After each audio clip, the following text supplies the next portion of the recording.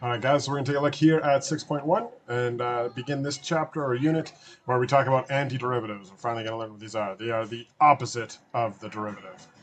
All right, so if we look at this here, let's start with our bell work. If you haven't done it yet, please pause the video. Go ahead and give that a try, and we'll take a look. All right, so hopefully you're back, and we can take a look at these. So all we're doing is just reviewing a little bit how we do some derivatives. This should not have been hard for you in any way or stretch. So we just get 6x plus 2. And for this one down here, this is a chain rule, so we're going to get 3 sine 3x. But because the derivative of cosine is negative sine, we need a negative there. Alrighty, so hopefully that reminds you how to do a couple of our basic rules. All right, so what we're actually going to be doing now is getting into what exactly the antiderivatives are. Okay, so if you had to explain to someone how to find the derivative, what would you say? All right, so normally I build this kind of out as a class, but since this is a video, we'll do what we said before in previous classes. So the first thing is, and this is for polynomial types, of course, we would multiply the power by the, let's not call it the power, let's call it the exponent, by the coefficient of each term. The second thing that we would then do is subtract 1 from the exponent of each term. All right? Now, in order to find the antiderivative, we're going to try and do the opposite of that. And if you remember when we learned about like algebra rules and stuff, we always did them in kind of reverse order. So what we're going to do here is we're going to add 1 to the exponent of each term. And then we're going to divide the coefficient of each term by the new power. It's literally those two things that we just said here, but in reverse. So instead of subtracting 1, we add 1, and we do that first rather than second. And then, instead of multiplying by the coefficient first, the second thing we do is divide the coefficient. So we're just doing them in reverse order here. All right, now what is this actually practically looking like? Well, the antiderivative of a function, okay?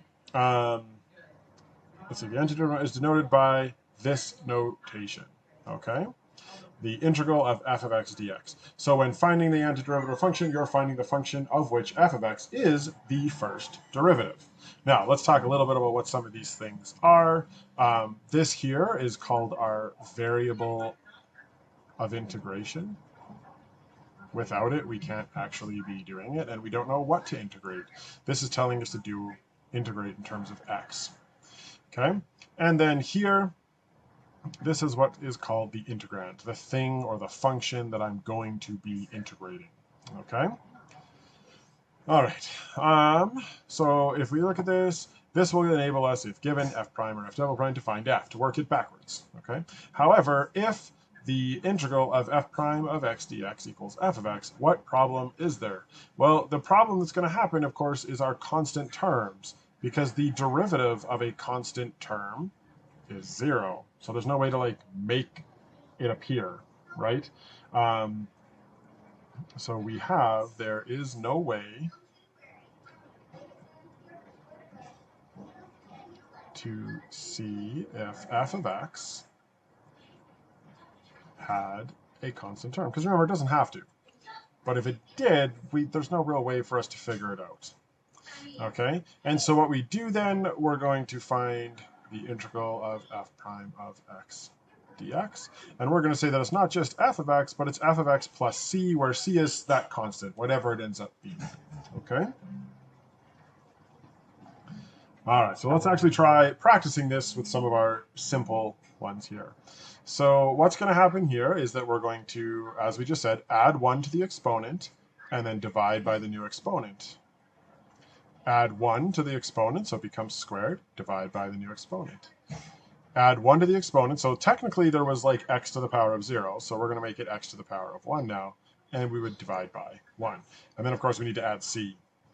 Now, we can simplify this, and we should, because here our coefficients will quite nicely disappear a little bit.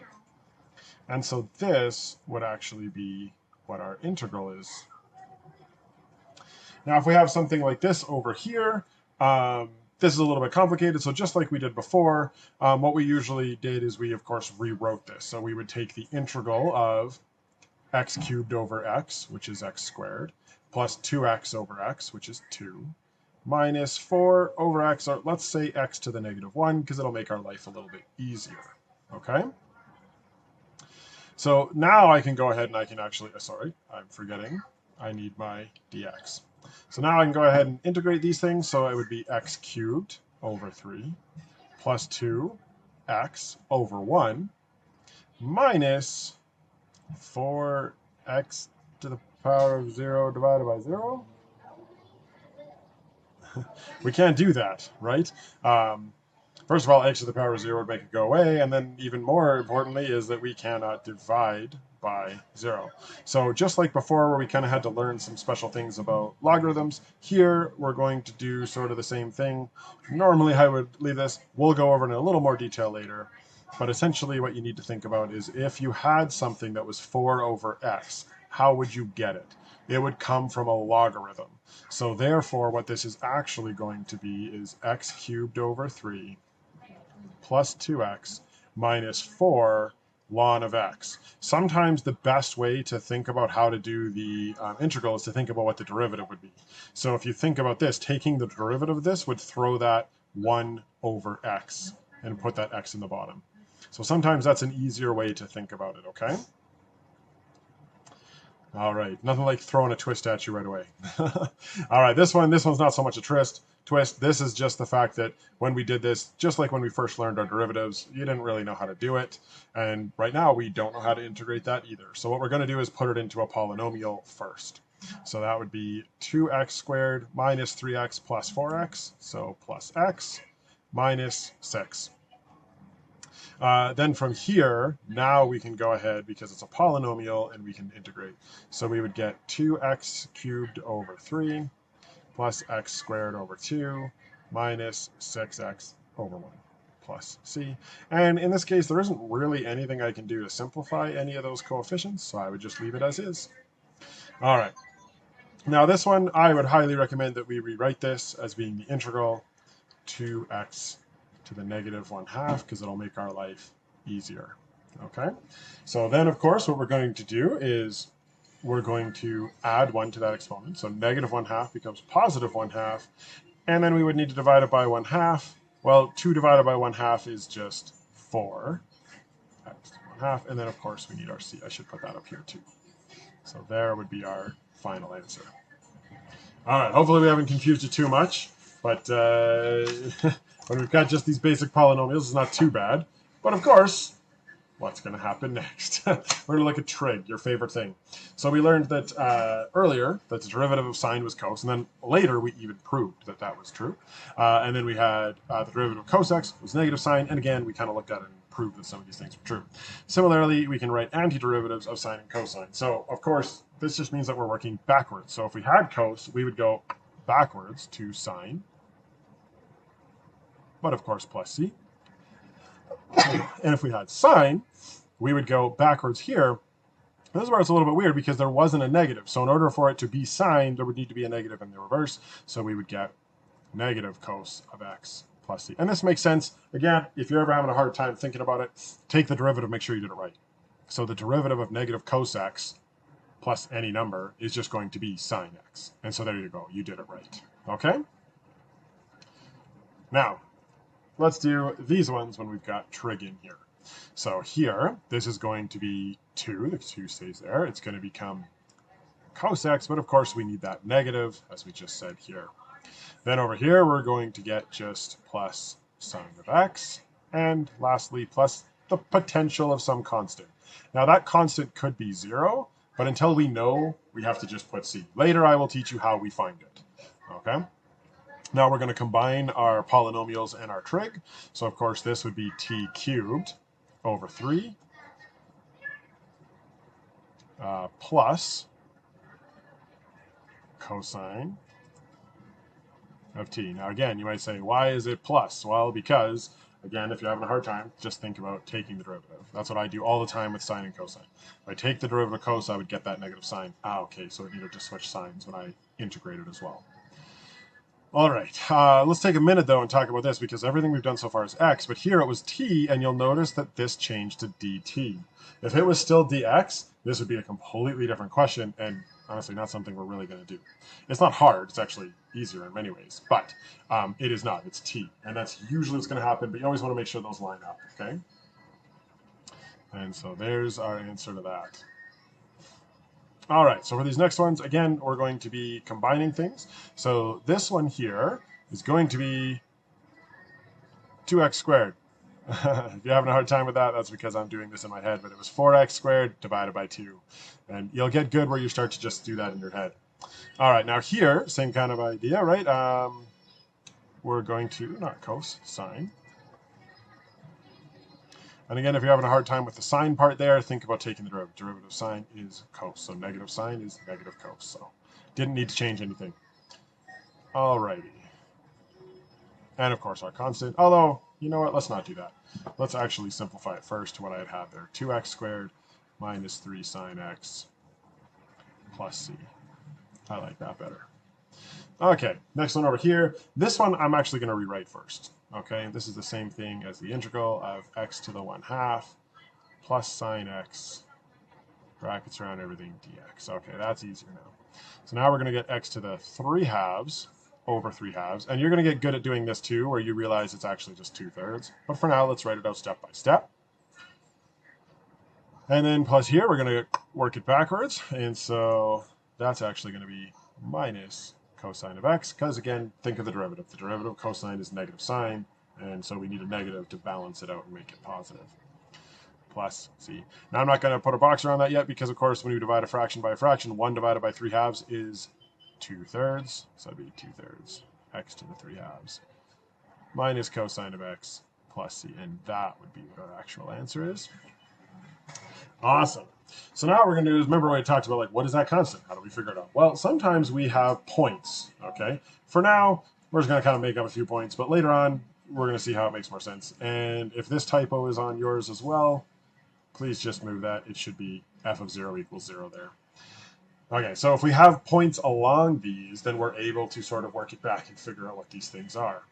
So we have f double prime, we have f prime, and we want to know what is f of x. So our key here is we're doing this, which you can probably imagine means we're going to integrate once to get f prime, integrate again in order to get f. Okay? So why is that? Well, because the integral of f double prime of x is going to be equal to f prime of x plus c. Okay? So in doing so, the second derivative is literally just 2. So this is the integral of 2 dx. All right, I forgot that dx. Terrible, don't do that. We don't want to do that. Okay, so then I'm going to integrate it, and I would simply get 2x plus c. And this now would be f prime of x. That's important because in order to figure out that c, I can use this because I know that f prime of 2 equals 5. So 5 equals 2 times 2 plus c. And so what that does is that tells me, I should almost do this. You know what? Let's do it beside it. So we use our space more effectively.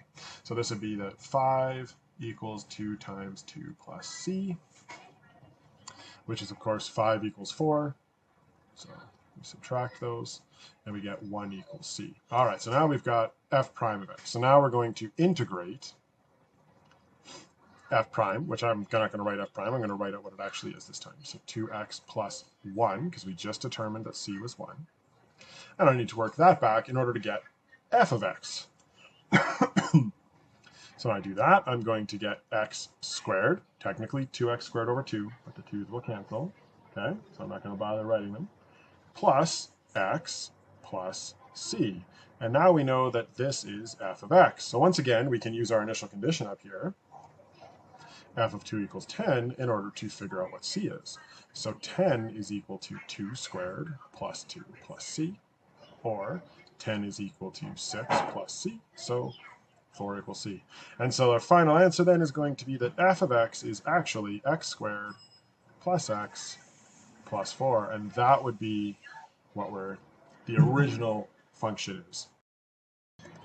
All right, so then if we look at this next one, little bit trickier here because we've got a more complicated function since we're actually starting with an x this time, not just a constant. So we're still going to start it the same way though, the integral of f double prime of x, which is x to the negative 3/2 dx, which if we integrate that, we're going to add 1 to that exponent, which is going to bring us to 1/2, so x to the negative 1/2, divided by negative 1/2, which is the same as multiplying by negative 2. All right, and then of course plus c. Now we've got to use this here is equal to our f prime of x. So now we're going to use our condition here in order to find out what c is. So we're going to get that 4 is equal to negative 2 times 2 to the negative 1/2 plus c. Sorry, I did that backwards, didn't I? It should most definitely be y is 2 and x is 4. All right, so that's going to be the same thing as negative 2 over the square root of 4, which is 2, which is just going to give us negative 1. I'll write it out, I guess, just in case you're having a hard time with that, but it basically is this. Then, of course, we can simplify all that down, and it's just going to be negative 1 plus c equals 2, which ultimately is going to mean that c is equal to 3. So our f prime of x is therefore going to be negative 2x to the negative 1/2 plus 3. So then, of course, now we're going to take that and integrate that in order to find our original. I'm going to run out of room here on this one. This one's a little more work. So negative 2x to the negative 1/2 plus 3 dx. Then we're going to add 1 to that again. So now we're going to get negative 2x to the 1/2. And again, if we divide by 1/2, that's the same as multiplying by 2. So negative 2 times 2 is 4 plus 3x plus c. And this is now equal to our f of x. So now we can use the initial condition that is here, which is 0 and 0, in order to find our c. And this one's a little bit easier because, of course, 0 equals 0 plus 0 plus c, so c is 0.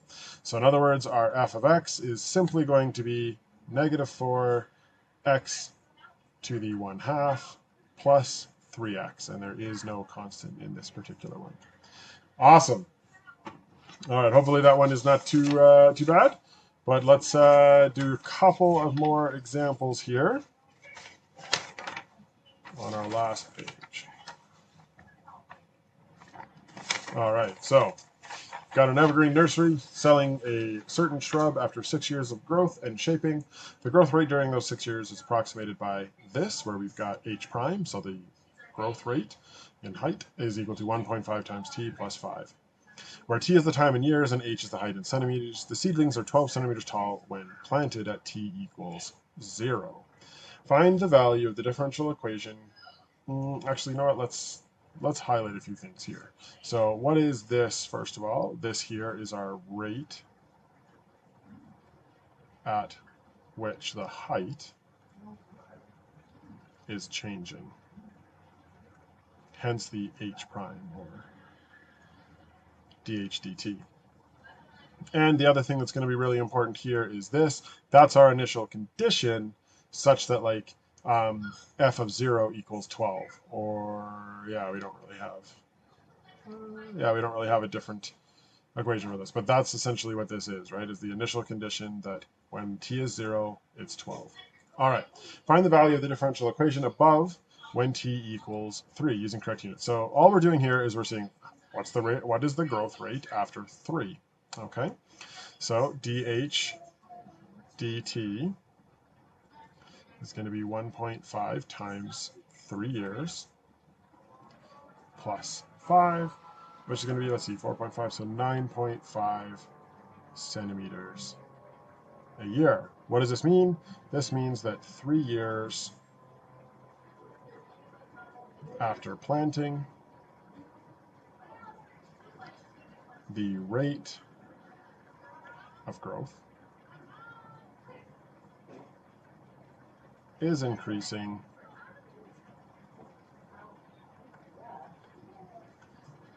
at 9.5 centimeters a year. So that's our context. What about if we try to find the equation h of t, the height of the shrubs at any year t, and then we determine how tall they are when they're sold? Well, that means that we need to find the integral of that function above, which is 1.5t plus 5, and dt, because of course we need those two to line up. So then we integrate that, and we're going to get, let's change that 1.5 into 3 halves. T squared, and then of course we divide that by 2, plus 5t plus c. Now, this is just a fraction of fractions, so this is going to be 3 over 4. T squared plus 5t plus c. And this is our h of t. So now what we need to do is use the fact that we know that h of 0 equals 12 in order to find out what c is.